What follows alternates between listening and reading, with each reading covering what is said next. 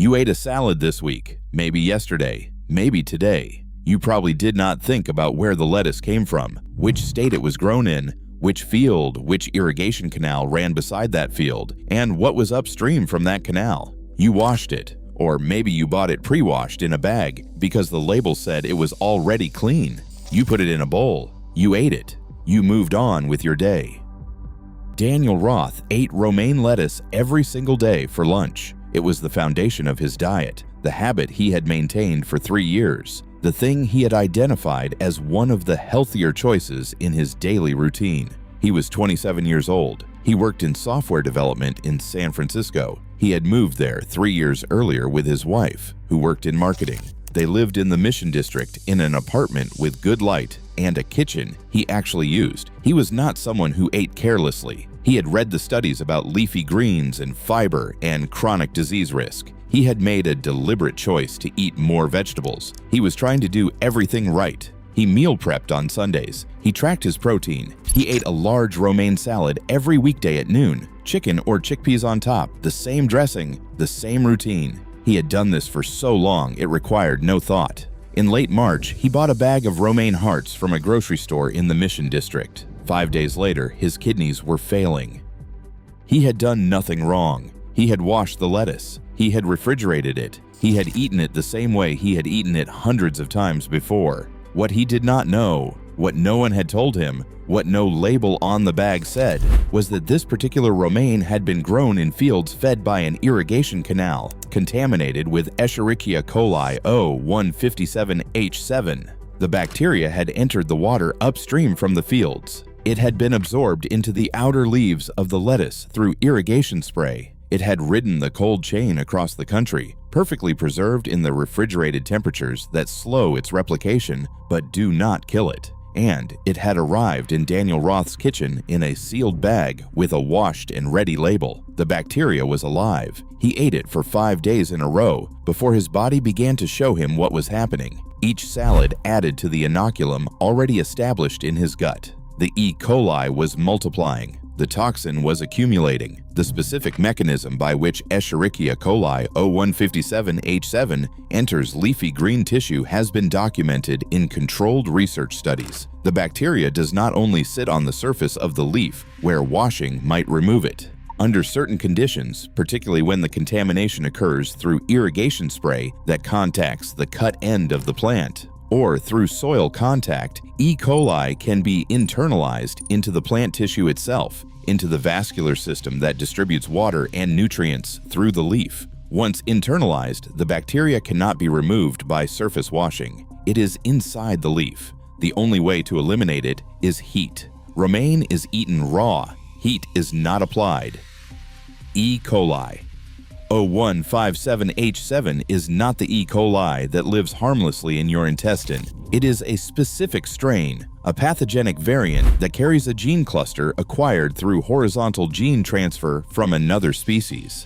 That gene cluster encodes for Shiga toxin, one of the most potent biological toxins produced by bacteria. The toxin is the weapon. The bacteria is the delivery mechanism. Inside the human large intestine, E. coli O157H7 attaches to the intestinal wall and begins to release Shiga toxin. The toxin binds to receptors on the intestinal cells and enters them, hijacking the cellular machinery that produces proteins and shutting it down. The cells die. The intestinal lining begins to break down. The result is hemorrhagic colitis, inflammation of the colon severe enough to cause bleeding, diarrhea that becomes bloody, cramping that becomes severe. Most people who develop E. coli O157H7 infection stop at this stage. They are sick for a week, sometimes 2. They recover. They never know what they actually had. In approximately 5 to 10% of E. coli O157H7 infections, what happens next is something else entirely. Shiga toxin breaches the intestinal wall and enters the bloodstream. Once in the blood, the toxin seeks a specific receptor, a molecule called globotriaosyltramide, or GB3.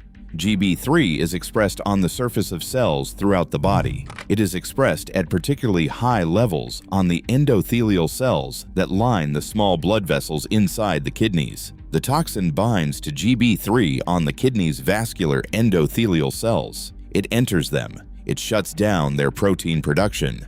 The cells die. The capillaries they line become damaged, exposing the underlying tissue.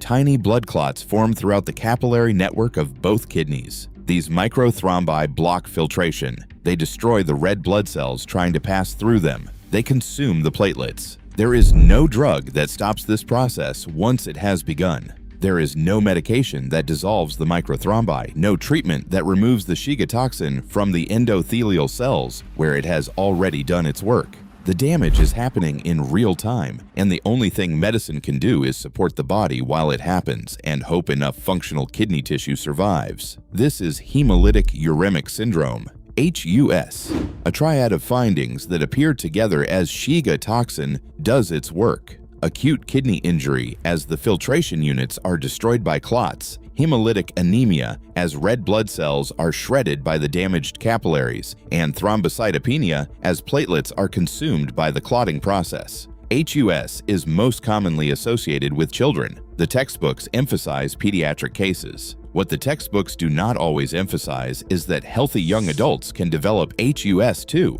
and in adults the outcomes are often worse because the presentation is less expected, the diagnosis comes later, and the kidney damage progresses further before anyone realizes what is happening.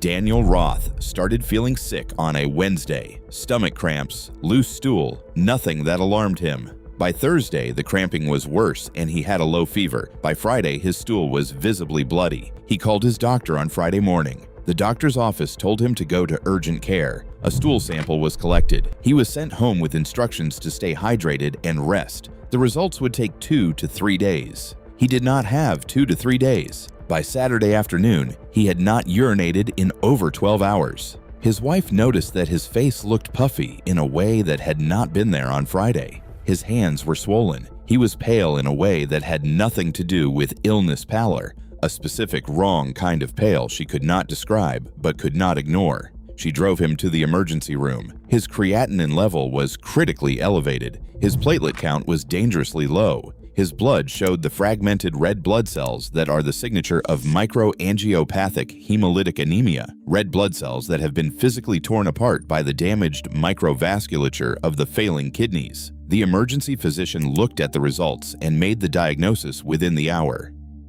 Hemolytic Uremic Syndrome, secondary to Shiga toxin-producing E. coli. Daniel Roth was admitted immediately. He was started on dialysis the following morning. Both kidneys had stopped producing urine. A machine filtered his blood while his kidneys sat in his abdomen and did nothing. There is no specific treatment for hemolytic uremic syndrome. No medication reverses it. Antibiotics are not given because killing the E. coli in the gut rapidly releases large amounts of Shiga toxin all at once, worsening the disease. The only treatment is support, dialysis for the kidneys, transfusions for the anemia, time for the toxin to clear. He spent 9 days in the hospital. His kidneys began to recover partially on day 6. He was taken off dialysis on day 8. He was discharged on day 9 with reduced kidney function and a monitoring schedule he will maintain for the rest of his life. His nephrologist told him at his 6-week follow-up that his kidney function had recovered to approximately 75% of baseline.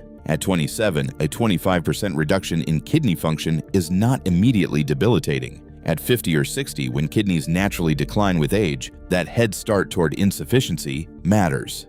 Daniel Roth spent 9 days in a hospital bed in San Francisco with a machine filtering his blood while the city moved around him outside the window. He had not eaten anything wrong by any standard visible to him. He had bought produce from a reputable store, brought it home, washed it, and eaten it the way millions of people eat romaine lettuce every single day. The difference between him and the person who bought the bag next to his on the shelf was invisible. The difference was which field the lettuce came from, which section of which canal fed that field, and which direction the contamination had traveled in the water before it reached the leaves.